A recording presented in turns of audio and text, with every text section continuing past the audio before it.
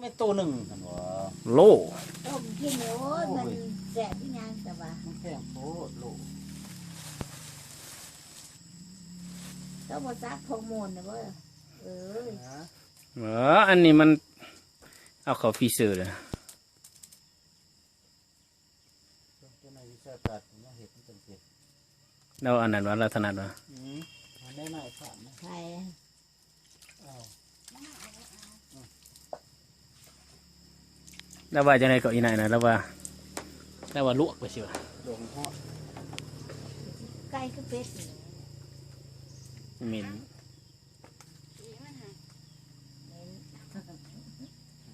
ขี่หอน อันนี้หอนขี่หอน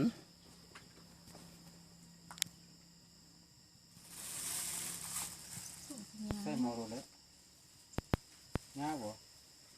มันหลังกับเชี่ยขุ่นเลยบ่ให้ถึงง่ายเลย โอ้กะละงั้นนะมันออกเลยเนาะ พอบุตีแล้วไปซื้อมา ตัวนั้นมันอยู่ไหนนะ เงินบ่จ่ายแล้วเงินตะกี้พอบุตีแล้วดูตัวขี้ตัวเราเงิน ว่าล่างวะ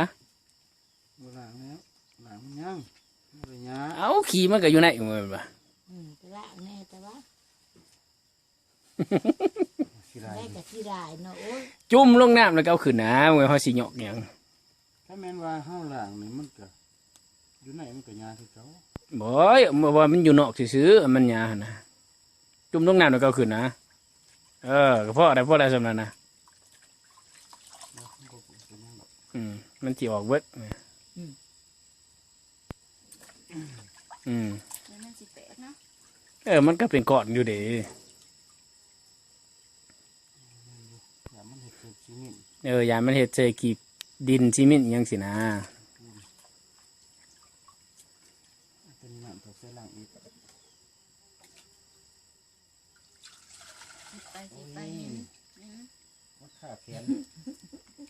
ตายเมื่อไปเบิ่งพอบุตีก็กล้าปลาอันนั้นซัดปลาก็มากพอแล้วหมด